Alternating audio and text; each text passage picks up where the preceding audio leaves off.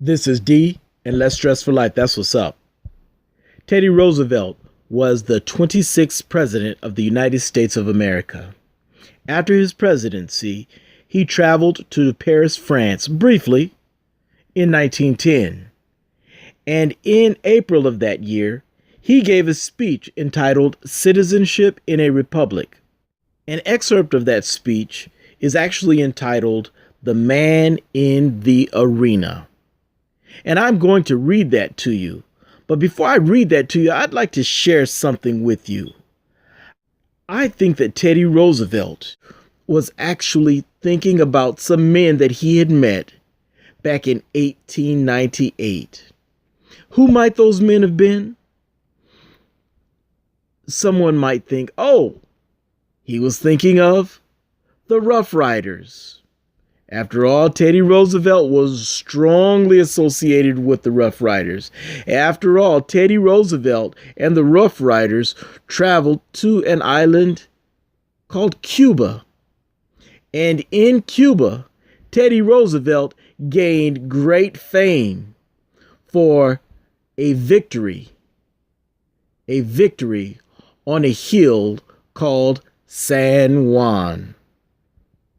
But I don't think that Teddy Roosevelt was thinking about the Rough Riders when he gave that speech, because the speech entitled Citizenship in a Republic deals with the ups and upsets, the triumphs and trials, the domination and defeat of citizenship in a republic. So what would the Rough Riders have known about the ups and upsets, the triumphs and trials, the domination and defeat of citizenship in a republic? They would have known something, but they would not have known more about that than another group of individuals.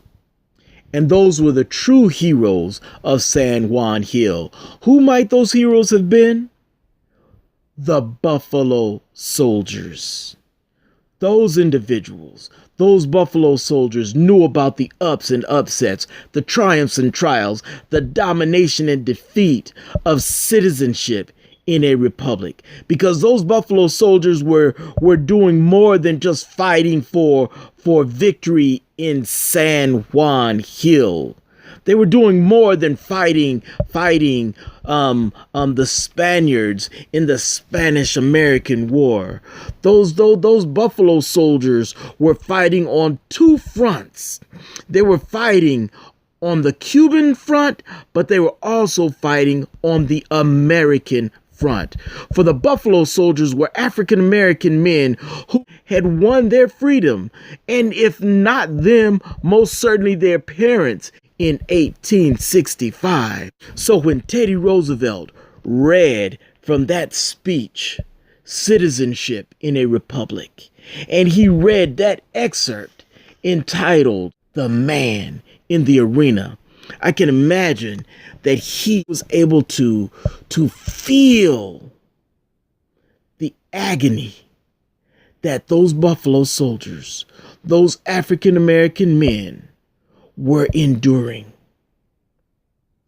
And as he read that speech, I would imagine that his heart went out to every single one of those his brothers who fought so valiantly that day, but not being recognized as the true victors of San Juan Hill.